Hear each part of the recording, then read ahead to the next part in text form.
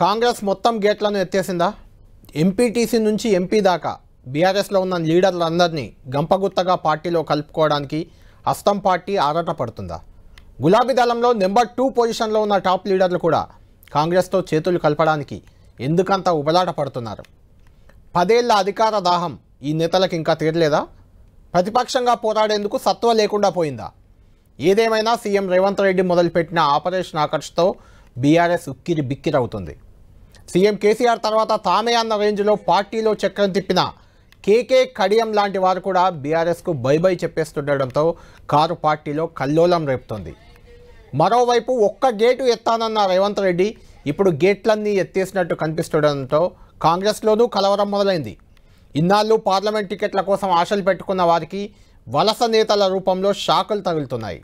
భవిష్యత్తులోనూ ఈ వలస నేతల దెబ్బతో ఎవరి సీటుకు ఎసరు వస్తుందోననే ఆందోళన అసలు కాంగ్రెస్ నేతల్లో మొదలవుతుంది. ఈ వలసలకు కారణమేంటి? కారు గ్యారేజీకే అనే భావనలో బీఆర్ఎస్ నేతలు పడ్డారా? మళ్ళీ అధికారంలోకి రామనే ఈ నేతలంతా కారు దిగేస్తున్నారా? వలస నేతల చేరికతో ఒరిజినల్ కాంగ్రెస్ నేతల పరిస్థితి ఏంటి? తాము చేర్చుకోకుండా బీఆర్ఎస్ నేతలంతా బీజేపీలో చేరిపోతారనే భయం ఏమైనా కాంగ్రెస్ను వెంటాడుతుందా? ఇదే అంశంపై ప్రైమ్ టైం డిబేట్లో చర్చిద్దాం. మనతో పాటు జాయిన్ అవుతున్నారు కాంగ్రెస్ పార్టీ నుంచి ఆ పార్టీ ప్రధాన కార్యదర్శి అద్దంకి దయాకర్ గారు. అదేవిధంగా వరంగల్ నుంచి మనకు అందుబాటులో ఉన్నారు. ఎందుకంటే కడియం శ్రీహరి ఎపిసోడ్లో వరంగల్ కీలకంగా మారింది. ఎందుకంటే కడియం కావ్య వరంగల్ ఎంపీ టికెట్ ఇచ్చింది బీఆర్ఎస్ పార్టీ. ఇచ్చిన ఆ టికెట్ వద్దని ఆమె వెళ్ళిపోయిన పరిస్థితి. వరంగల్ నుంచి జాయిన్ అవుతున్నారు వినయ్ భాస్కర్, మాజీ ఎమ్మెల్యే వినయ్ భాస్కర్ మనతో అందుబాటులో ఉన్నారు లైవ్లో. ముందు దయాకర్ గారు మీతోటే మాట్లాడతాను. మీకే నేను ఒక వీడియో వినిపిస్తాను. వినిపించిన తర్వాత 2 వీడియోలు చూశాక డిబేట్లోకి వెళ్దాం. ముందు కేకే పార్టీ మారడంపై ఆయన కుమారుడు విప్లవ్ రియాక్ట్ అయ్యారు. విప్లవ్ ఏమన్నారో ఒకసారి చూద్దాం. షీ వాజ్ నాట్ చలో ఆయన ఎప్పుడు మూమెంట్లో లేకుండే. She was not this thing. బయట నుంచి వచ్చి పాలిటిక్స్కి వచ్చారు, మేయర్ అయిపోయారు, పొలిటికల్ కేసీఆర్ గారే ఇచ్చారు. పొలిటికల్ లైఫ్ అనేది కేసీఆర్ గారు ఇచ్చారు. I think what she did was completely wrong. ఆమెకి I don't have explanation to give about ఏంటంటే ఇవాళ పార్టీకి మీరు అవసరము, మీ ఒక అడ్వైజ్ అవసరము, మా పార్టీ మీరు అవసరము, మీరు ఉండుంటే బాగుంటుంది అని నా ఫీలింగ్. ఇంకా దాని తర్వాత he's a very big statement. He should know much better why is gone. But is not discuss me. ఆయనకు మంచిగా తెలిసి ఎందుకు వెళ్ళారో ఆయనకు తెలియాలి. ఇంకా దానికంటే ఎక్కువ ఆయన మొన్న పొన్నా లక్ష్మయ్య గారు జాయిన్ అయినప్పుడు బీఆర్ఎస్లో ఒక చాలా చెడ్డ మాట అన్నారు. నాకు ఇవాళ అది ఆలోచిస్తే బ్యాడ్ అనిపిస్తుంది. మా ఫాదర్ కాబట్టి నేను చెప్పట్లేదు. ఆయన పునరకమే గారు ఎవరైతే ఈ ఏజ్లో పార్టీలు మారేంత హ్యూమానిటీ ఒకటి ఇంకా గలీజ్ వర్డ్ వాడారు. నేను ఆ వర్డ్ ఇప్పుడు నేను చెప్పలేను టీవీలో. ఆయన అట్లాంటి మాట మాట్లాడారు. మళ్ళీ వాళ్ళు 85 years కేశవరావు గారు ఎందుకు తీసుకున్నారు? ఆయన ఇవాళ కేశవరావు గారు ఎందుకు జ్ఞాపకం వచ్చారు? ఆయనకి leadership is really dynamic leadership. ఆయన లీడర్షిప్లో ఉంటే we definitely come back. Anything which goes down has to come back. మేము బాల్ లాగా చాలా హార్డ్గా బౌన్స్ అవుతాము, డెఫినెట్లీ పైనకు వస్తాము. 10 years కింద ఎవరు కాంగ్రెస్ ఉంటుంది అనుకోలేదు. 10 years తర్వాత కాంగ్రెస్ వచ్చింది. జస్ట్ వచ్చిన 3 months 100 days కూడా అవ్వలేదు కాంగ్రెస్ వచ్చి. మనం లేదు ఇంకా మాకు బీఆర్ఎస్కి పార్టీనే లేదు అనడం చాలా రాంగ్. అది 3 months కాంగ్రెస్ లేదు పార్టీ లేదు అనడం రాంగ్. మాకు next election will bounce back, will come with better figures. Right Dayakar గారు, విప్లవ్ గారి ఆవేదన పార్టీ మారడంపై, కేకే పార్టీ మారడంపై ఆయన పెద్దగా సంతృప్తిగా అయితే లేరు. విజయలక్ష్మికి లైఫ్ అంటే వాళ్ళ అక్కకి లైఫ్ ఇచ్చింది బీఆర్ఎస్ఏ, ఆమె పార్టీ మారడం కరెక్ట్ కాదని కూడా అంటున్నారు. అందులో ఒక వ్యాలిడ్ పాయింట్ ఉంది. ఏజ్ పొన్నాల లక్ష్మయ్య పార్టీ మారినప్పుడు రేవంత్ రెడ్డి గారు చేసిన ఒక కామెంట్ ఆయన ప్రస్తావించారు. మా తండ్రి కాబట్టి అది అనట్లేదు అన్నారు. ఆ ఏజ్కి సంబంధించి కూడా 3 నేతలు కేకే మాట్లాడారు, కడియం శ్రీహరి మాట్లాడారు, రేవంత్ మాట్లాడారు. ఏమన్నారో ఒకసారి చూద్దాం. My age is 85, Nagesharov. I am 85 today and I have spent 55 years in Congress party. I am 85 years and I have spent 55 years in Congress party. Joined as a Seva Dal man, grew in Congress party. I was MLC 2 times. I was minister. I was deputy chairman of the legislative council.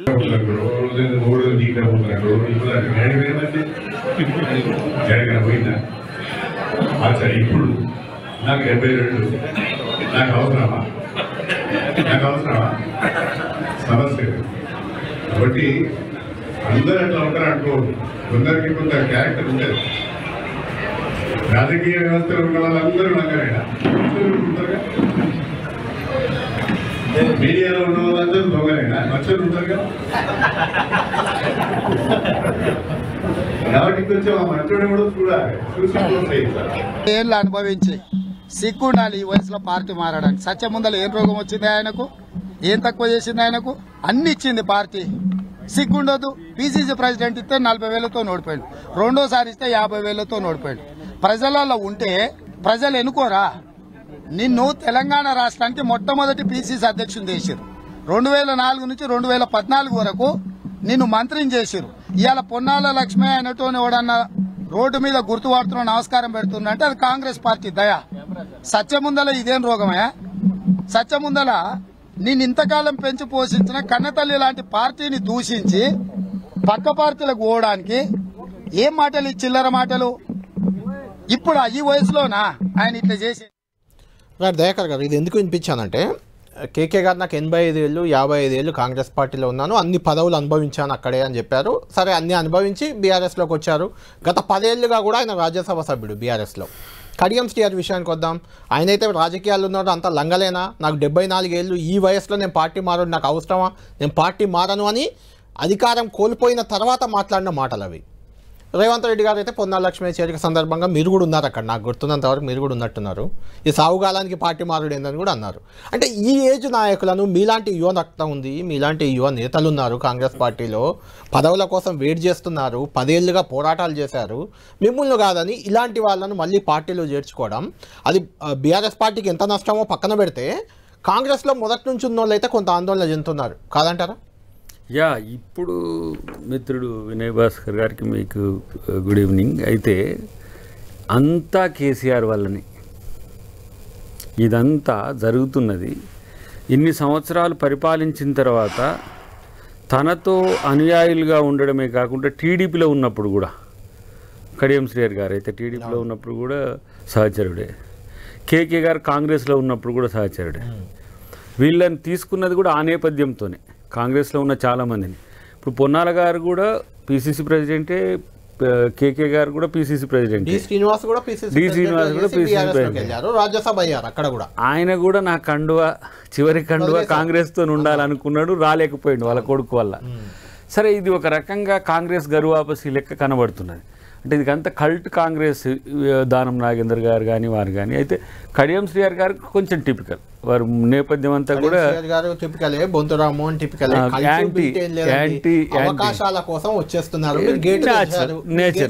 Natural. ఇదేమో ఇప్పుడు మీ line తీసుకున్నాం. అయితే party గతంలో కాంగ్రెస్ పార్టీని హైదరాబాద్లోనే కాదు మొత్తం రాష్ట్రంలో మెడలు విరిచినప్పుడు మేమంతా కూడా ఇట్లనే కయ్య మొత్తుకున్నాం. ఎందుకంటే మీకు 88 వచ్చింది ఎందుకు, మీకు 61 వచ్చింది ఎందుకని తిట్టిన దాంట్లో నేను కూడా ఉన్నా. సరే, ఇప్పుడు మీరు కొంచెం ప్రొసీడింగ్స్కి పోతే కడియం శ్రీహరి గారే అన్నారు, ఏమని, ఈ పార్టీ ఉంటుందా అని చెప్పి. మళ్ళీ వెనకకు వచ్చేసింది. మళ్ళీ తర్వాతనే అది మీరు సభలనే మీరు మొత్తం కాలం ఉండాలని కోరుకుంటున్నాను అన్నాడు. రాజసింగ్ ఒక మాట అన్నాడు, కేటీఆర్ ఒక మాట అన్నాడు, అటువైపు మళ్ళీ ఇంకెవరో లక్ష్మణ్ గారు మొన్న మోడీ గారి ముందు కూడా అన్నారు. అలాంటి క్రమంలో పార్టీ పక్కన పెడితే ప్రభుత్వం కూలిపోతుందేమో అని ఒక ఆలోచన ప్రజల్లో వచ్చినప్పుడు దానికి భరోసా ఇవ్వాల్సిన బాధ్యత ఉంటుంది డెఫినెట్గా. ఎందుకంటే ఈ కాలం రాజకీయాలన్నీ కూడా ఏదో ఎథికల్ పాలిటిక్స్ అనుకుంటే ఇంకా మనం భ్రమల్లో ఉన్నట్టే మా మాదిరిగా. కానీ మారుతున్న కాలాలకు అనుగుణంగానే పార్టీ ఆలోచనలు కూడా మారుతాయి డెఫినెట్గా. ఇలాంటి పరిస్థితుల్లో కొంత ఆచితూచి అడుగేయడమే పార్టీ చేసే పని తప్పితే మరీ అవకాశవాదానికి గేట్లు లేపే అవకాశం. ఇప్పుడు హైదరాబాద్ తీసుకుంటే మల్కాజ్గిరిలో మహేందర్ రెడ్డికి టికెట్ ఇచ్చారు, చేవెళ్లలో రంజిత్ రెడ్డికి ఇచ్చారు, మళ్ళీ సికింద్రాబాద్లో దానం నాగేందర్కి ఇచ్చారు. ఆడ పెద్దపల్లిలో కూడా గొడవ అవుతుంది, ఒకే కుటుంబానికి 3 సీట్లు అని. అక్కడ గడ్డం వంశీకి ఇచ్చారు, ఎన్నికల ముందే వచ్చారు వివేక్. ఇట్లా రకరకాల ఇబ్బందులు అయితే మీకు ఎదురవుతున్నాయి. అయితే దీనికి సంబంధించి ఈరోజు పార్టీ మారడం, కడియం శ్రీహరి పార్టీ మారడంపై వరంగల్లో చాలా సీరియస్గా రియాక్ట్ అయ్యారు వినయ్ భాస్కర్, పెద్ది సుదర్శన్ రెడ్డి లాంటి వాళ్ళంతా. మనకు వినయ్ భాస్కర్ కూడా లైవ్లో అందుబాటులో ఉన్నారు. బీజేపీ నుంచి రఘునందన్ రావు గారు కూడా మనకు అందుబాటులో వచ్చారు. ఈరోజు హరీష్ రావు గారు కూడా రియాక్ట్ అయ్యారు. దుబ్బాక నియోజకవర్గంలోనే, మెదక్ నియోజకవర్గంలో రియాక్ట్ అయ్యారు. ఒకసారి వాళ్ళు ఏమన్నారో ఒకసారి చూద్దాం. చూశాక వినయ్ భాస్కర్ గారు మీతోనే మాట్లాడతాను.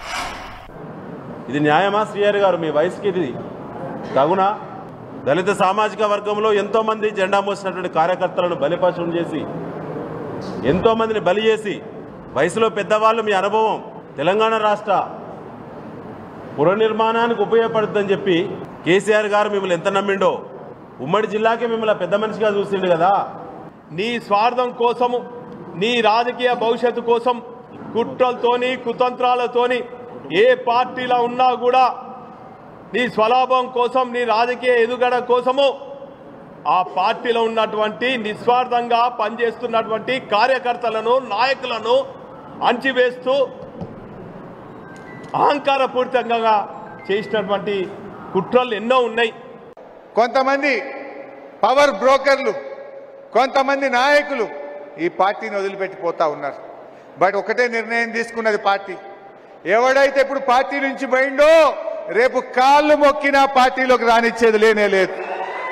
ఎట్టి పరిస్థితుల్లో వాని మళ్ళా పార్టీలకు మాత్రం రానిచ్చేది లేదు. కష్టకాలంలో ఈ టైంలో పార్టీకి ద్రోహం చేసిన వాళ్ళు కన్న తల్లికి ద్రోహం చేసినట్టుగా భావించాల్సి ఉంటుంది. ఇది అన్యాయం కాదా? ఏం తక్కువ చేసింది పార్టీ? మీకు అన్ని అవకాశాలు తీసుకున్నారు, ఇవాళ వాళ్ళే పోతా ఉన్నారు. తప్పకుండా రేపు రాబోయే రోజుల్లో కష్టపడ్డ కార్యకర్తలకు, నిలబడ్డ నాయకులను గుండెల్లో పెట్టుకొని కంటికి రెప్పలాగా కాపాడుకుంటామని మనం చేస్తా ఉన్నా. రైట్. వినయ్ భాస్కర్ గారు, మీ ఆవేదన, మీరు పెద్ది సుదర్శన్ రెడ్డి, హరీష్ రావు గారి బైట్స్ ఇప్పుడు విన్నాము. మీ ఆవేదన అర్థమవుతుంది. మీరు చాలా ఆవేదనలో ఉన్నారు. పార్టీని అందరూ వదిలిపెడుతున్నారనే ఆవేదన మీలో కనిపిస్తుంది. ఈవెన్ కడియం కావ్యకి టికెట్ ఇచ్చేందుకు, ఇస్తామని మీరు నిర్ణయం తీసుకున్నందుకు sitting MP Pasnoor Dayakar party వదిలి వెళ్ళారు. దానినే నిరసిస్తూ మాజీ ఉప ముఖ్యమంత్రి రాజయ్య పార్టీని వదిలిపెట్టి వెళ్ళిపోయారు. ఆ కారణంగానే ఆరూరు రమేష్ ఇప్పుడు బీజేపీ అభ్యర్థి అయ్యారు అక్కడికి వెళ్ళి. చివరికి కడియం కావ్య కూడా వెళ్ళిపోయింది. ఏంటి అంటే మీ పార్టీపై నమ్మకం సన్నగిలిందా నాయకులకు? ఎందుకు వెళ్ళిపోతున్నారు ఇలా అనుకోవచ్చు. అంటే మీరు టికెట్ ఇస్తామన్న వాళ్ళు వెళ్తున్నారు, టికెట్ ఇవ్వని వాళ్ళు వెళ్తున్నారు.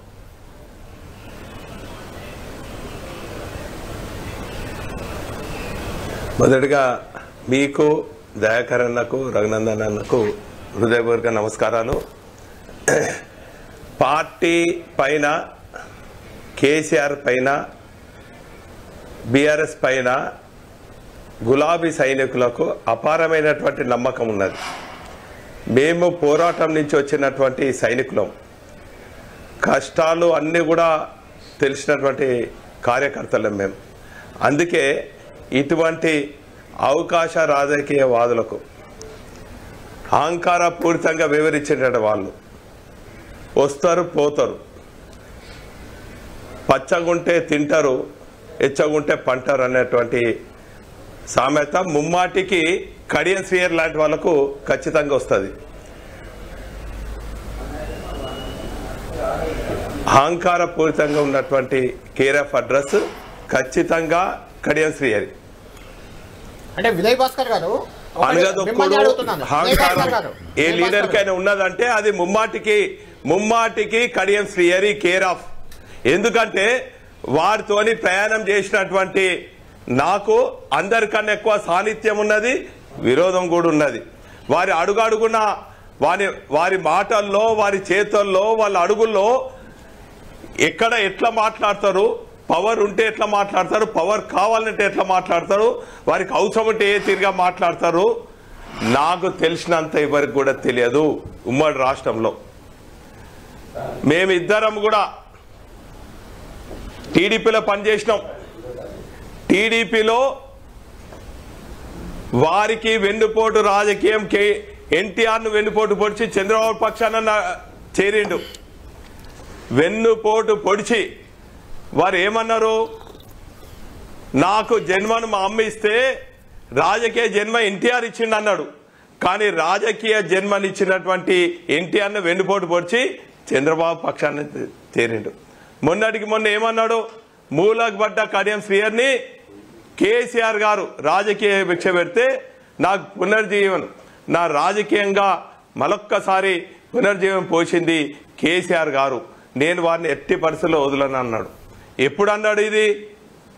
ఇక తెలంగాణ వస్తుందని 4 నెలలు మేము ఉద్యమంలో పాల్గొని తన్నులకు, గుద్దులకు, జైలు పాలై, అష్ట కష్టాలు, ఇనుప కంచెలు అవన్నీ కూడా చేసి కేసీఆర్ గారి నాయకత్వంలో 3 కోట్ల తెలంగాణ ప్రజానీకం అంతా కూడా ఏకమై తెలంగాణ వస్తున్న సందర్భంలో పాపం కేసీఆర్ గారు ఏందండి, మనసున్న మహారాజు, వెన్నెలాంటి మనసు అయినది, గొప్ప మనసు. తెలంగాణ కోసం ఒక బొంత బుగురునైనా ముద్దించుకుంటా అన్నాడు. ఆ సందర్భంగా మమ్మల్ని వారి ఇంటికి బొమ్మన్నారు. నేను కేటీఆర్ గారు పోయి ఆహ్వానించడం, నాకు వీరి చరిత్ర తెలుసు, వీరి అహంకారపూరిత కార్యక్రమాలు తెలుసు, అవకాశవాద రాజకీయాలు తెలుసు. అయినప్పటికీ కూడా ఒక క్రమశిక్షణ కార్యకర్తగా, ఒక గులాబీ సైనికునిగా, ఒక తెలంగాణ వాదిగా నేను కేటీఆర్ గారు పోయి ఇది చేసినాం. వీరికి 10 ఏళ్లలో ఏం తక్కువ చేసిందండి కేసీఆర్ గారు చెప్పాలే. ఈ వయసుకు పార్టీ మారుడు అవసరమా? వీరు మొదటి నుంచి కనుక చరిత్ర చూస్తే వీరు టీడీపీలో ఉన్నటువంటి సమయంలో ఏ ఒక్క దళిత నాయకుడు, పేరుకు మాత్రం దళితుడు అంటాడు, దళిత నాయకులు రాజకీయంగా ఎదగనియరు, ఆర్థికంగా ఎదగనియరు, వెన్నుపోటు రాజకీయం, అహంకారపూరితంగా వివరిస్తారు. నేను అనుడు కాదండి, ఉమ్మడి వరంగల్ జిల్లాలో మరి శ్రీయర్ గారిని ఏమంటారో తెలుసు, దళిత దొర అంటారు. దళితుని అన్నారు, దళిత దొర. మరి ఇటువంటి టీడీపీలో చంద్రబాబు పక్షాన్ని ఆ రోజు ఒక్క నిమిషం చెప్పాలి, మీరు మొత్తం చరిత్ర చెప్పాలి, మీరు నాకు అవకాశం ఇచ్చి చెప్పాలి, మీరు చరిత్ర చెప్పాలి. మిమ్మల్ని అడుగుతున్నా వినయ్ భాస్కర్ గారు, మీరే చెప్పండి. మిమ్మల్ని అడుగుతాను, చెప్పండి. అంటే దళిత దొర అని ఇప్పుడే గుర్తొచ్చిందా? 10 ఏళ్ళు మీకు ఎందుకు రాలేదు అని ఒక పాయింట్. రెండవది, దయాకర్ రావు కానీ, ఇప్పుడున్న మీ ఎర్రబెల్లి దయాకర్ రావు కానీ, కడియం శ్రీయర్ కానీ, ఇలాంటి వాళ్ళందరినీ తెచ్చి మీ పార్టీ మంత్రి పదవులు ఇచ్చింది. వినయ్ భాస్కర్ ఉద్యమంలో మొదటి నుంచి ఉన్న వ్యక్తి, పెద్ది సుదర్శన్ రెడ్డి దెబ్బలు తిన్న వ్యక్తి ఉద్యమంలో, మీకు పదవులు రాలేదే మరి? అది ఎలా, దాన్ని ఎలా సమర్థించుకుంటుంది మీ పార్టీ? మా పార్టీగా మేము సమర్థించుకుంటున్నాం. నేను క్రమశిక్షణ గల కార్యకర్తగా పార్టీ పటిష్టం కావాలి. మరి మా బాస్ ఏం చెప్పినా కూడా పార్టీ పటిష్టత కోసం, బంగారు తెలంగాణ కోసం, తెలంగాణ సాధన కోసం నిర్ణయం తీసుకున్నాను, ఓపికతో ఉన్నాం. మాకెప్పుడు కూడా పదవులు పైసలు ఆకాంక్ష లేదు, గతంలో లేదు, ఇప్పుడు లేదు. ఇప్పుడు పదవులు పార్టీలు ఎందుకు మారుతున్నారు? 10 ఏళ్లలో కేసీఆర్ పక్కన చేరి అక్రమ ఆర్జన చేసి అక్రమ ఆస్తులు సంపాదించి ఆ ఆస్తులు కాపాడుకుంటానికి, వారసత్వ రాజకీయాలు చేసేదానికి ఈరోజు ఈ వయసుకు ఈయన తీసుకున్నాడు. ఈరోజు టీడీపీలో ఉన్నటువంటి దళిత నాయకులు కాదండి, వారు పదవులు ఉన్నప్పుడు ఎంతో గొప్పగా చేసిండు. పాపం సామాజిక ఉద్యమకారుడు మా మందకృష్ణ మాదిగ గారు, ఆ ఉద్యమం ఉవ్వెత్తున పాపం ఆయన ఇల్లు తిరిగి సైకిల్ యాత్ర చేసి, పాదయాత్ర చేసి దళితులకు న్యాయం జరగాలి అని ఉద్యమం చేస్తే, ఆ ఉద్యమాన్ని నీరుగార్చాలని చెప్పి చంద్రబాబు కనుసైగ చేస్తే భుజానేసుకొని కృపాకర్ మాదిగను మరి ఆ మాది ఎంఆర్పిఎస్ ఉద్యమాన్ని చీల్చి చెండాడినటువంటి నాయకుడు మరి శ్రీహరి గారు. అంత నీచ చరిత్ర ఉన్నది. అదే కాదండి, తను మంత్రి పదవి ఉన్నప్పుడు కూడా మావోయిస్ట్ నాయకులను బూటక ఎన్కౌంటర్లు కూడా చేసిన నీచం చరిత్ర కడియం శ్రీహరి గారిది. ఈరోజు నేను మాట్లాడుతున్నా, రేపు అధికార పార్టీలో పోతాడు, నా పైన కూడా అనేక కేసులు పెట్టే కుట్రలు కూడా చేస్తారు. గతంలో కూడా వీరి నీచ రాజకీయాలు నచ్చక నేను ఎదిరిస్తే టీడీపీలో కూడా నా పైన చేసాడు. నా పైన కాదు, కుటుంబంలో కూడా కలహాలు పెడతాడు. ఇంత నీచ చరిత్ర ఈ కడియం శ్రీహరిది. అందరూ తెలుసుకోవాలి. దయాకర్ అన్న నువ్వు ఉద్యమకారునివి, మీ కాంగ్రెస్ లో కలహాలు పెడతారు. ఏ దళితుడిని కూడా ఎదుగనియాడు, ఏ దళితుని కూడా. నా భయం ఏంటంటే పాపం దయాకర్ అన్న లాంటి వాళ్ళు కూడా ఉద్యమంలో ఉన్నారు. కాంగ్రెస్ లో ఏ దళితుని కూడా దక్కనియాడు కాక. ఒక్క నిమిషం, మళ్ళీ మీ దగ్గరికి వస్తాను. రఘునందన్ గారు విన్నారు కదా, ఇటు అద్దంకి దయాకర్ గారు, వినయ్ భాస్కర్ చెప్పేది విన్నారు. మీరు ఆల్రెడీ ఉద్యమంలో, ముగ్గురు కూడా ఉద్యమంలో ఉన్న వ్యక్తులే. అంటే ఇక్కడ ఒక పాయింట్ ఏంటంటే, ఒకవేళ కాంగ్రెస్ పార్టీ ముందు రేవంత్ రెడ్డి గారు చెప్పిన మాట మీరు విన్నారు, మేము ఎవరిని చేర్చుకోము, కేసీఆర్ లాగా చేయము, ఏ నాయకులను బీఆర్ఎస్ నుంచి తీసుకోమన్నారు. అయితే వారు తీసుకోకపోతే వాళ్ళంతా బీజేపీ వైపు వెళ్తారనే ఒక ఆందోళన, ఒక భయంతో కాంగ్రెస్ ఏమైనా గేట్లు తెరిచింది అనుకోవచ్చా? మీకేమనిపిస్తుంది ఈ రాజకీయం చూస్తుంటే? ఫైనల్లో ఉన్నటువంటి మిగతా ఇద్దరు మిత్రులకి మీకు నమస్కారం. వినయ్ భాస్కర్ గారిని అడుగురు, ఆయనకు రఘునందన్ అద్దంకి దయాకర్ ఉద్యమకారులని ఎప్పుడు గుర్తుకొచ్చింది? వాళ్ళ సార్కి ఎందుకు చెప్పలేకపోయింది ఈ మాట? ఎందుకు పక్క పార్టీలో ఎందుకు తెచ్చుకుర్రు అంటున్నా. వాళ్ళంతా జై తెలంగాణ అన్నప్పుడు మేము జై తెలంగాణ అన్నోళ్ళం. అట్లా వీళ్ళంతా మా తర్వాత వచ్చిన వాళ్ళు. వాళ్ళకి అప్పుడు మేము ఉద్యమకారులమని గుర్తుకు రాలేదు. పక్క పార్టీ వాడు మంచి కనబడ్డాడు. మీరు అడిగిరు వినయ్ భాస్కర్ గారికి ఎందుకు మంత్రి పదవి ఇవ్వలేదని. గరకా మురిగి దాల్కి బరాబరాడ పడి ఉంటాడు వినయ్ అని పక్క పార్టీ వాళ్ళని తెచ్చుకున్నాడు. ఇందాక అన్న పెద్ద పెద్ద మాటలు చెప్పిండు. దళిత దొరనట.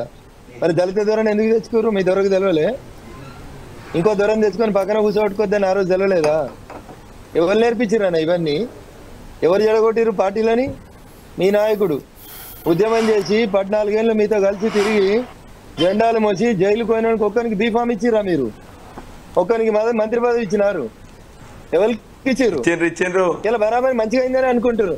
సమాజం మంచిగా అయిందని అనుకుంటుంది. ఏం టికెట్లు ఇచ్చిర్రు? నీకంటే కడియం శ్రీకి ఏం ఎక్కువ ఉందని మంత్రి పదవి ఇచ్చిర్రు. నీకంటే ఎర్రబెల్లికి ఏం ఎక్కువ ఉందని మంత్రి పదవి ఇచ్చిర్రు. నీకెందుకు ఇయ్యరు వినయన్న? ఎందుకు నువ్వు జెండా మోయాలా? వాళ్ళు వచ్చి నిమ్మ కూడా కూర్చోవాలన్నా? కాబట్టి మాట్లాడే నైతికతను బీఆర్ఎస్ పార్టీ కోల్పోయింది. టీఆర్ఎస్ ఎప్పుడైతే బీఆర్ఎస్ గా మారిందో అప్పుడే బీఆర్ఎస్ పార్టీ ఆ నైతికతను కోల్పోయింది. అదే ఇలా వాళ్ళు బీఆర్ఎస్ పార్టీ వాళ్ళు టైటానిక్ షిప్ లో పోతున్నారు. కళ్యాణ్ మార్పు టైటానిక్ షిప్ లో పోతున్నారు. మీరున్నప్పుడు కూడా గిట్లే ఉంటుండేలే. నాలాంటి నోరున్నోడు మాట్లాడితే లైట్లు బంద్ చేస్తారు మీరు కూడా. వాళ్ళకి టిఆర్ఎస్ అయినాక బీఆర్ఎస్ టైటానిక్ అవుతుంది. కళ్యాణి గారు ఎవరైనా ఉంటారా టైటానిక్ లో? ప్రపంచంలో ఉన్న ఏ దేవుడు కాపాడలే టైటానిక్ షిప్ ని. వినయ్ భాస్కర్ అన్న నువ్వు కూడా ఆలోచించుకో. మళ్ళీ కొన్ని వందల సంవత్సరాలు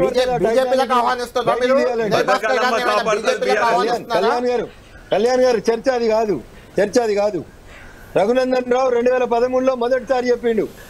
కేసీఆర్ గారు మీరు ఇలా ఎంకరేజ్ చేస్తున్నటువంటి ఈ ఫిరాయింపుదారులు రేపు ఫిరంగులు అవుతారు సారు, నీ కొంప కూలుస్తారు అని చెప్పినాం.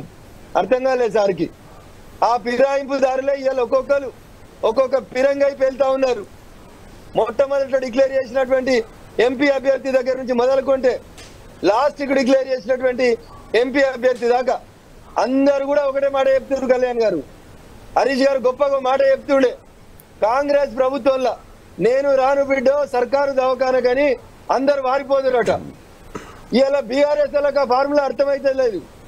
నేను రాను సారు, నీ కారుకు రాను సారు, కారు షెడ్డుకు పోలే సారు, కారు టైటానిక్ షిప్ అవుతుందని చెప్తున్నారు. రంజిత్ రెడ్డి గారిని మొట్టమొదట డిక్లేర్ చేసిర్రు. ఆ నుంచి మొదలుకుంటే సోదరి కావ్య దాకా ఒక్కరికి కూడా నాయకుని మీద విశ్వాసం లేదు. ఎందుకు? మీరు అమ్ముకున్నారు, డబ్బులు సంపాదించుకున్నారు, కార్యకర్తలు జైలుకు పోయిన వాళ్ళని వదిలేసిరు. ఈ రోజు కూడా 2019 పార్లమెంట్ ఎన్నికల్లో మీరు పచ్చగున్న రోజు మొత్తం ఎంపీ టికెట్లు పైసలు ఉన్న వాళ్ళకే ఇచ్చిర్రు. మీరు చేసిన తప్పులు ఇలా మీకు బూమరంగా వస్తున్నాయి. జనం ఏమనుకుంటారు అంటే మంచిగా అయింది అనుకుంటున్నారు. నిజంగా చెప్తున్నా వినయ్ భాస్కర్ అన్న, కోపంతో చెప్తలేను. 2001 ఏప్రిల్ 27 జలదూషానికి సున్నం వేసినట్టుగా చెప్తున్నా. మీకు ఇది కావాల్సిందే. హరీష్ రావు గారు అంటారు ఎంత అన్యాయం చెప్తుండు కడియం శ్రీ గారి. ఏమన్నా ఉందా? నేను యా చేస్తా వినయన నీకు. ఇదే ఉప ముఖ్యమంత్రి రాజయ్య గారు రిజైన్ చేసినప్పుడు మనం అందరం కలిసి తిరుగుతుంటే ఓ రోజు కడియం శ్రీహరి గారు అన్నారు, వాడు ఎవడో సిద్దిపేటకెళ్ళి వచ్చిండు, నా ఖాళీ గోటికి సమానం కాదు అన్నాడు. ఆయన తీసుకొచ్చి మీరు ఉప ముఖ్యమంత్రిని చేసిర్రు. ఆ రోజు యాదికి రాలే ఇది అన్యాయమని? వినయ్ భాస్కర్ కు మంత్రి పదవి ఇవ్వకపోవడం అన్యాయమని ఆ రోజు గుర్తుకు రాలే? కేటీఆర్ కు మంత్రి పదవి ఇస్తారు, హరీష్ రావుకు మంత్రి పదవి ఇస్తారు, తడ్డకుని కొడుక్కి ఎంపీలు ఇస్తారు, తచ్చిన శ్రీకాంత్ చారి తల్లికి కనీసం ఎమ్మెల్సీ ఇవ్వలే. ఇవాళ నీకు దయాకర్ ఉద్యమకారుడు అని యాదికి వచ్చిన అది ఏం చెప్పదలుచుకున్నారు మీరు? ఉద్యమకారుల ఉసురు దాక్కుతుంది మీకు. 1200 కుటుంబాలు మౌనంగా తలపెట్టుకొని ఏడుస్తున్నాయి. తెలంగాణ పల్లెటూళ్ళలో సామెత చెప్తారు, తల్లి ఇంటికి తలపెట్టుకొని ఏడిస్తే ఆ ఉసురు ఎవరికి దాకాలో మనకి బరాబర్ దాకుతుందని చెప్తారు వినయ్ భాస్కర్ అన్న. ఇది తెలంగాణ ఉద్యమకారుల కంఠ శోష. ఇయ్యాల వినయ్ భాస్కర్ గారు ఇయ్యాల మా మెదక్ ఎంపీ సీటు వేరే జిల్లాకి అమ్ముకున్నారు. ఎట్లా అమ్ముతావు సార్? ఎట్లా అమ్ముతావు అంటున్నా? తెలంగాణ ఉద్యమం పుట్టిన మెదక్ జిల్లాలో నీకు బీఫామ్ ఇచ్చినందుకు ఎవరు లేడు. 100 కోట్ల వాళ్ళకి బీఫామ్లు అమ్ముతారు. ఎవరిని నమ్ముతాడా నేను? ఎందుకు నమ్మాలి? కడియం శ్రీహరి మంచిగానే చేస్తున్నాడు, రేపు మాపు ఎర్రబల్లి మంచిగానే చేస్తాడు, కేకే మంచిగానే చేస్తాడు, కాకలు కూడా మంచిగానే చేస్తారు. మీకు జరగాల్సిందే. మీకు పశ్చాత్తాపం లేదు, ప్రాయశ్చితం లేదు. లాస్ట్ మాట మీ కేటీఆర్ గారు ఊకో మాట చెప్తాడు కదా, 100 ఎకర్లు తిన్న తర్వాత పిల్లి పోయిందంట, కాశీకి పోయిందంట పిల్లి. ఎందుకు? రేపటి నుంచి శాకాహారిని అవుతా అని. అట్లున్నది నీ మాట, హరీష్ రావు మాట. ఒక్క నిమిషం రఘునందన్ గారు, వినయ్ భాస్కర్ గారు చెప్పండి. అంటే రఘునందన్ గారు చెప్తున్న పాయింట్ ఏంటంటే మీరు చేసిందే మీకు ఇప్పుడు శిక్షగా మారింది. మీరు అందరినీ వలసలు ప్రోత్సహించారు, బీఆర్ఎస్ ఇంతకుముందు కాంగ్రెస్ ని, టీడీపీని అన్నింటినీ ఖతం చేశారు. ఇప్పుడు మీరు ఖతమయ్యే కాడున్నారు అని. ఖతం అయ్యారు, టైటానిక్ పడవ మునిగిపోయింది. బీఆర్ఎస్ పార్టీ కేసీఆర్ గారు ఖతం గారు, టీఆర్ఎస్ గాని బీఆర్ఎస్ గాని ఖతం కాదు. తెలంగాణ ఉన్నంతసేపు ఖచ్చితంగా కేసీఆర్ గారి నాయకత్వంలో ఈ పార్టీ నడుస్తుంది. కేసీఆర్ వ్యక్తి కాదు, ఒక శక్తి, గుర్తుపెట్టుకోవాలి. నాకన్నా ఎక్కువ అత్యంత దగ్గరగా సన్నిహితంగా అనేక సందర్భాలలో వారితో పనిచేసినటువంటి రఘునందన్ అన్న ఉన్నాడు. రఘునందన్ అన్న ఈ రోజు నువ్వు నన్ను అడిగినావు కాబట్టి నీకు చెప్తున్నా, నువ్వు ఒక జాతీయ పార్టీలో ఉన్నావు, బీజేపీలా. దయాకర్ అన్న నువ్వు కూడా జాతీయ పార్టీలు ఉన్నావు. మొన్న నల్గొండలు ప్రశ్నించినందుకు నీకు ఏమి కూడా దక్కకుండా చేస్తున్నారు. అదే విధంగా ఈరోజు జాతీయ పార్టీలో ఉన్న వాళ్ళు ఈరోజు కేసీఆర్ గారు తీర్చిదిద్దిన బొమ్మలు కావన్నా మీకు? మీ సొంతంగా లేదా? 100 ఏళ్ల చరిత్ర కాంగ్రెస్ అంటారు. కాంగ్రెస్ కష్టకాలం ఉన్నారు. 10 ఏళ్ళు పవర్లో లేనప్పుడు ఏమన్నారు మీ నాయకులు? ఏమన్నారు? పవర్లో లేనప్పుడు పనిచేసే కార్యకర్తలను కంటికి రెప్పలా చూసుకుంటాము, వారి నాయకులుగా తీర్చిదిద్దుతాం, రాబోయే రోజులలో పార్టీ పవర్లకు వస్తే వారికే పదవులు వస్తాయన్నారు. వచ్చినాయా? ఈరోజు నేను వేరే విషయం తీసుకోను. రఘునందన్ అన్న, దయాకర్ అన్న, మా వరంగల్ జిల్లానే అంటున్నా, మా సీతారాం నాయక్ మేము తీర్చిదిద్దిన ప్రొఫెసర్ ఉద్యమగారం మీకు కావాలి. అట్లా మాట్లాడొద్దు. సీతారాం నాయకులు మీరు తీర్చిదిద్దలే, కాంగ్రెస్ ప్రొఫెసర్. అరే నీలాంటి వాళ్ళకి మస్తు మందికి చదువు చెప్పిండు. సీతారాం నాయకు నువ్వు తీర్చిదిద్దేది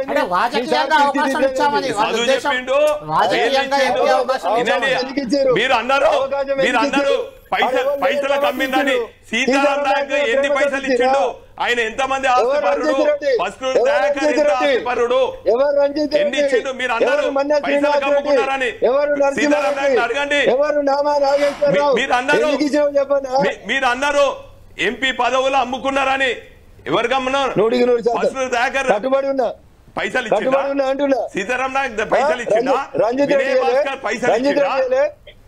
నేను చెప్తా పాటు ఎవరు ఇచ్చారు? రంజిత్ రెడ్డి,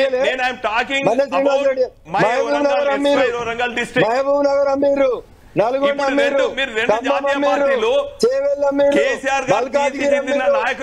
అమ్మీరు, అందుకని ఎట్లా అవుతారు? రైట్, ఒక్క నిమిషం దయాకర్ గారితో మాట్లాడదాం. దయాకర్ గారు, అందరు మీ మీద సానుభూతి చూపిస్తున్నారు. మీరు ఉద్యమంలో ఉన్నారు, మీకేం వస్తలేవు, ఇలాంటి వాళ్ళందరినీ తీసుకుంటున్నారు. కళ్యాణ్ భాయ్, సారీ ఫర్ ఇంటర్వెన్షన్. నిజంగా పాపం దయాకరణకి ఏదో ఒకటి పోస్ట్ రావాలి. ఈ దళిత దూరం వచ్చినాక వస్తుందో రాదో నాకు చాలా అనుమానం ఉన్నది. చెవుల్లో ఇంకెవరు నాయకులు చెవులో పడి ఆయనకు 10 రావాలని కోరుకున్నాం. ఎందుకంటే ఉద్యమ సమయంలో మేము ముగ్గురం ఉద్యమకారులమైన ఒకంత వినయన్ననేమో సీనియర్, మీన్స్ ఒక 2-3 సార్లు ఎమ్మెల్యే అయిండు. తను రఘునందన్ అన్న మొన్న అయిండు, నేను ఇంకా కాలేదు. రేపు వస్తుంది కానీ అట్లేం లేదు, అదేం కాదు. కానీ ఇక్కడ నేను వాళ్ళిద్దరు మాట్లాడిన దాని నుంచి నేనుగా ఒక డెరివేషన్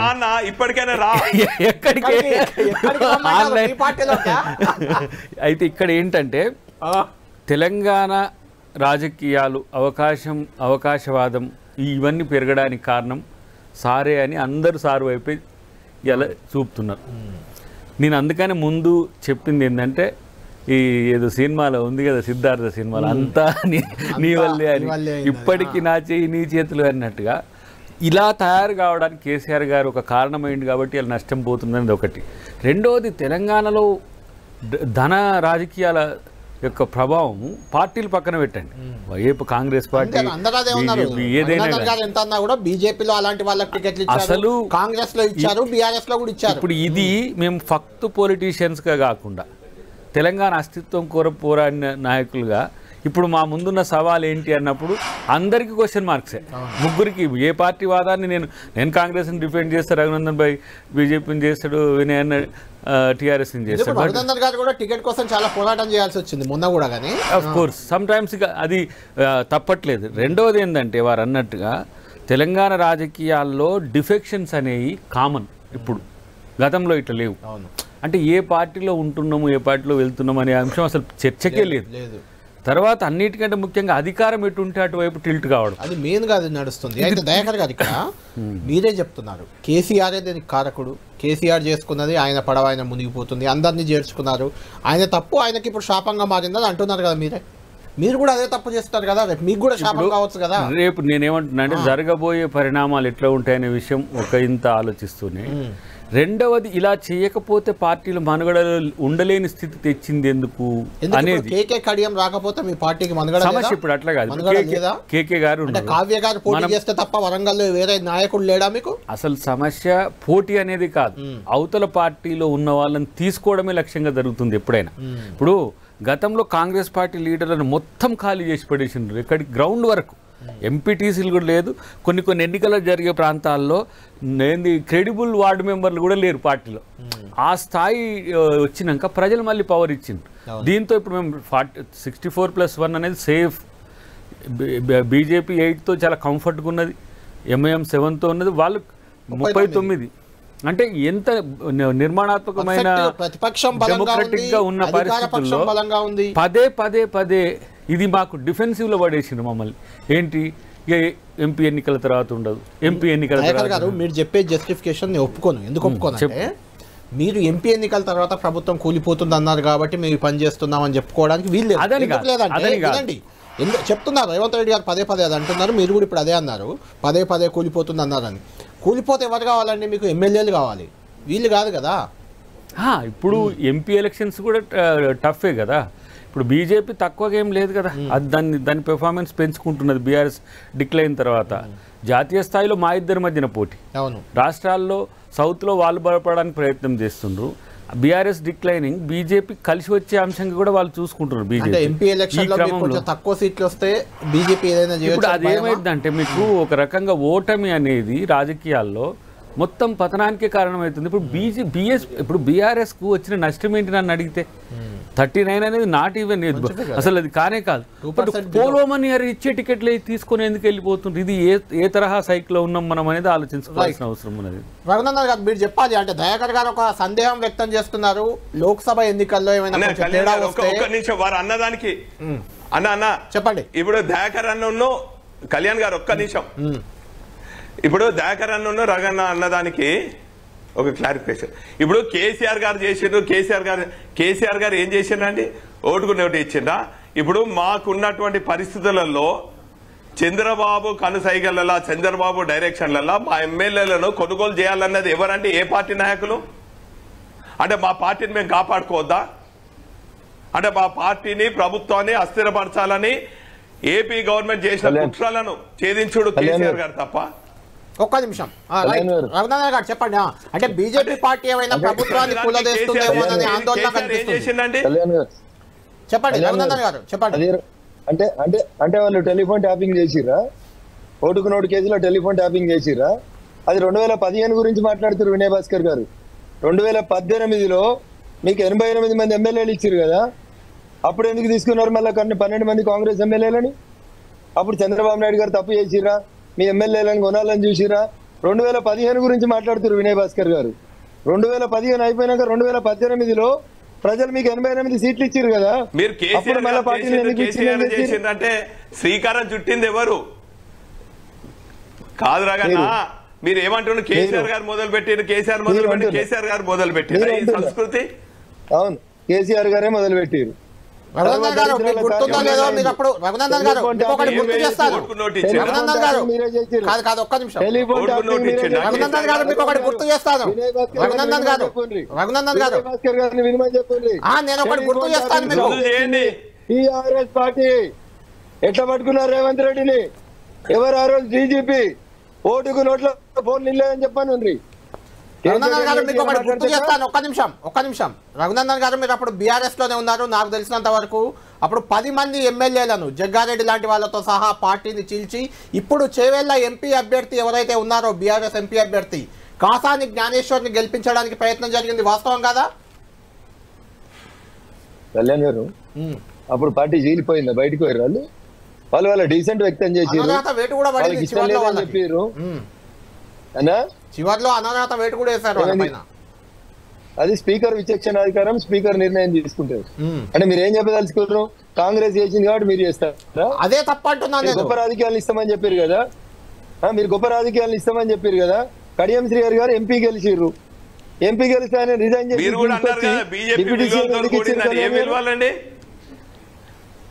ఏం విలువలేవు మాకు. మీ లెక్క గెలిచిన సైకిల్ గుర్తు మీద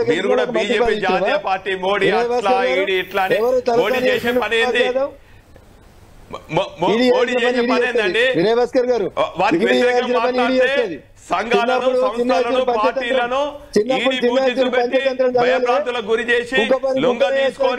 గాడిదనే చేస్తుంది. చిన్నప్పుడు చిన్న వయసు పంచతంత్రం చదవనట్టున్నావన్నా. ఈడీ పని ఈడీఏ చేస్తుంది, మోడీ గారి పని మోడీఏ చేస్తారు. మీరు ఫామ్ హౌస్ లో మంచిగా రెస్ట్ తీసుకోండి. ఎవరైనా మిగులుతారా? మిగిలిన ముగ్గురు మిగిలిన అంటున్నా, ముగ్గురు మిగులుతారా? బీజేపీని చదివేందుకు ప్రపంచానికే టైం లేదు, ప్రపంచానికే టైం సరిపోదు. నువ్వేం చదువుతావు? 80,000 పుస్తకాలు చదివిన మీ సార్కి అర్థం కాలే. టెలిఫోన్ ట్యాపింగ్ చేస్తే ఎప్పుడు మెడ కురొస్తుందనే తెలియదు. 2 రోజులు ఆగుండ్రే. ఇప్పుడు ఈడీని, సిబిఐని, ఐటీని ఎవరు ఉపయోగించుకుంటున్నారు?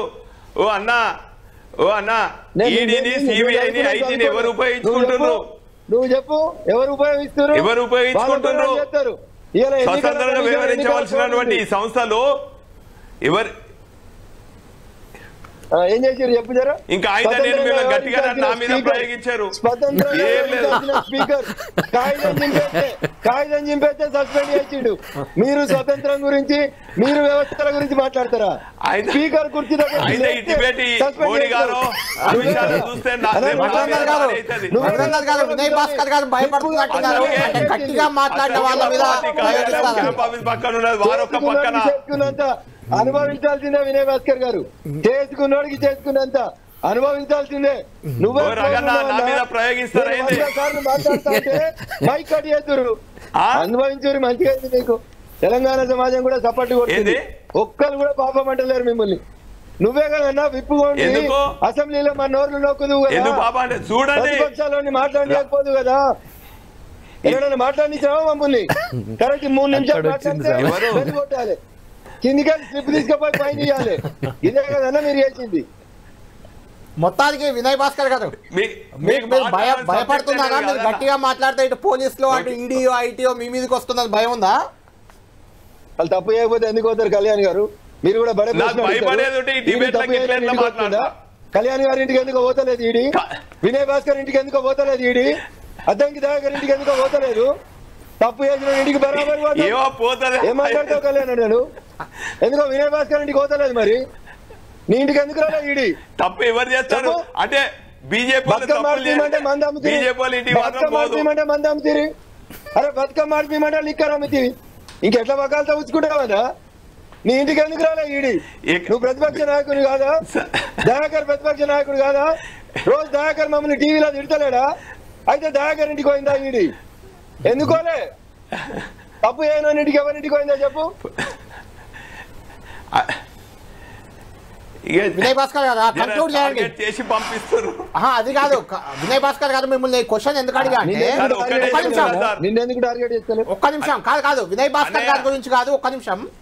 ఇప్పుడు అంటే ఈడీ వస్తుంది, ఐటీ వస్తుంది అని భయంతో బీజేపీలోకి వెళ్ళడం కానీ, లేకుంటే ఇక్కడ పోలీసు వాళ్ళు కేసు పెడతారు, లేకుంటే రెవెన్యూ అధికారులు వచ్చి భూ కబ్జాలను కేసు పెడతారని భయంతో కాంగ్రెస్ లో చేరడం కానీ, అలాంటి బెదిరింపులు, అలాంటి ఒత్తిళ్లు కూడా మీ పార్టీ నేతలపై ఏమైనా ఉన్నాయా? అట్లా మీరు అనుమానిస్తున్నారా? అలాంటిది అనుమానం కాదని ఉన్నాయండి, ఉన్నాయి, చేస్తున్నారు. గల్లీ నుంచి ఢిల్లీ వరకు చోటాబాయి బడాబాయి కలిసి నేను అనుకుంటా ఈ రెండు పార్టీలు వేరువేరులు ఉన్నా కూడా, చోటాబాయి ఒక పార్టీ, బడాబాయి ఒక పార్టీలు ఉన్నా కూడా ఇద్దరు కలిసి ఖచ్చితంగా బీజేపీ అభ్యర్థిని గెలిపించేదానికి కాంగ్రెస్ నాయకులు డమ్మీ క్యాండిడేట్లు పెట్టి మా పార్టీ వాళ్ళను తీసుకొని ప్రజల్లో వ్యతిరేకత రావాలని చెప్పి ఇండైరెక్ట్ గా బీజేపీకి మేలు చేయాలని చూస్తున్నట్టున్నది. ఏదేమైనప్పుడు కూడా ప్రజాక్షేత్రంలో రాబోయే రోజులలో బీఆర్ఎస్ కు బంగారు భవిష్యత్తు ఉంటుంది. కేసీఆర్ గారి నాయకత్వాన్ని కోరుతారు. మేము ఒక్కటే అంటున్నాం, మేము గతంలో కేసీఆర్ గారు అందించినటువంటి సంక్షేమ ఫలాల కన్నా ఎక్కువ చేసి మీరు ఇంకెక్కువ అధికారంలోకి రండి. కానీ తక్కువ చేస్తే మాత్రము ఖచ్చితంగా ప్రజలు తిరుగుబాటు చేస్తారు. ప్రజలు మిమ్మల్ని నమ్మే పరిస్థితులు లేరు. వినయ్ భాస్కర్ గారు ఫైనల్ గా చెప్తుంది ఏంటంటే కాంగ్రెస్ పార్టీ డమ్మీ అభ్యర్థులను పెట్టి బీజేపీకి సహకరిస్తుంది అనేది ఒక పొలిటికల్ అలిగేషన్ చేస్తున్నారు మీ మీద. అసలు బీఆర్ఎస్ క్యాండిడేట్లే లేరు కదన్న, అందుకనే కదా పక్క జిల్లాలకి వెళ్ళి తెచ్చుకుంటారు. ఏడున్నారన్నా? ఎందుకు లేరు? ఏమన్నా స్థానికులు ఏడున్నారు? వరంగల్ మీ క్యాండిడేట్ ఎవరు? కేవలం మీ క్యాండిడేట్ ఎవరు? మెదక్లో ఎవరు? ఒక్కరు గెలిచోలేరు అన్నా, ఒక్కరు కూడా గెలిచోలేరు. బీఆర్ఎస్ ఇస్ నౌ అన్నా నుండి మునిగిపోకన్నా. టైటానిక్ పడవలు ఉంటే తీసుకొస్తా. ఎవరు మీరా? రేపు నువ్వు మునిగిపోతున్నా కూడా నీకు చెయ్యి అందిస్తా. ఎన్ని రోజులకు తెలియదు చెయ్యి అందిస్తా. సింపతి ఉన్నదన్నా, కలిసి పని చేసినావు. అదే మీరు అందరికి చెయ్యి ఇచ్చారు కాబట్టి ఇలా మీ నెత్తి మీద చెయ్యి పెడుతుర్రన్నా. మీ చెయ్యి ఈ రోజు కాదు ఉద్యమకారుడు రఘునందన్ రావుకి, ఉద్యమకారుడు అద్దంకి దయాకర్కి మిమ్మల్ని మేము ముంచేస్తాం. ఏం బాధపడకు. టైటానిక్ అనే షిప్ కి రంధ్రం పడ్డది. మీరు అనుకుంటున్నారు వస్తలేవని. తప్ప ఇది కూడా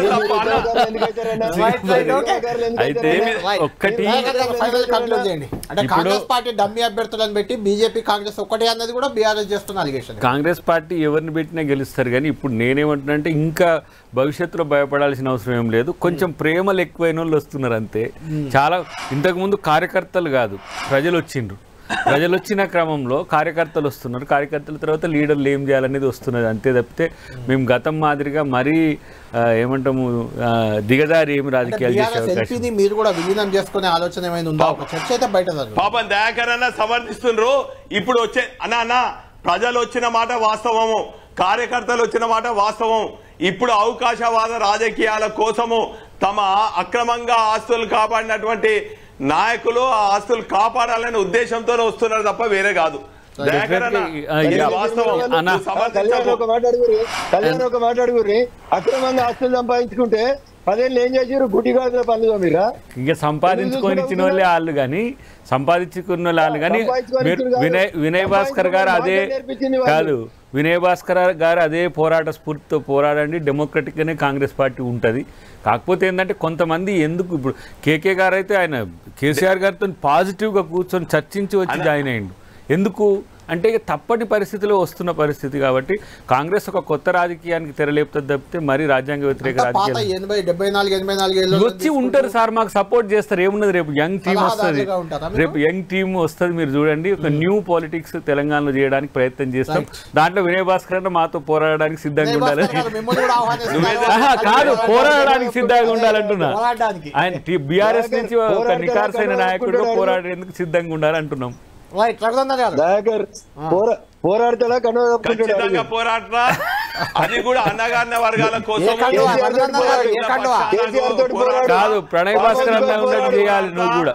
అన్నగారిన వర్గాల కాదు కళ్యాణ్ అన్న రికార్డు చేసుకోండి. రఘునందన్నకు దయాన్న ముందు చెప్తున్నా, దయచేసి రికార్డు చేసుకోండి. ప్రణయాన్ని గుర్తు తెచ్చుకొని పోరాడు. మరి నేను గతంలో కూడా మాట తప్పిండ్రు. కళ్యాణ్ గారు నిన్ననే ఒక మాట అన్నారు, సేమ్ నేను కేసీఆర్ తో ఉంటాను. That is difference between Vinay Bhaskar and Kadiyam Srihari. Raghunandan అన్న please note down, that is the difference between Kadiyam Srihari and Vinay Bhaskar. అందుకే నేను స్పెసిఫిక్ గా ప్రశ్న అడగకుండా చెప్తున్నా. Thank you Vinay.